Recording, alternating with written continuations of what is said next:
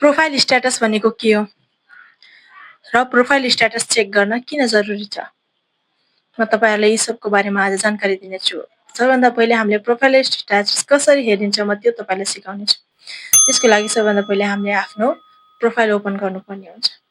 Profile open गरिसकेपछि यहाँनिर three डटको चिन्ह देख्न सक्नुहुन्छ, त्यहाँनिर क्लिक गर्नुहोस्। क्लिक गरिसकेपछि स्क्रल गरेर हेर्नुहोस्, त्यहाँनिर एउटा प्रोफाइल स्ट्याटस भन्ने अप्सन छ। त्यो अप्सनमा तपाईले क्लिक गरेर हेर्न सक्नुहुन्छ।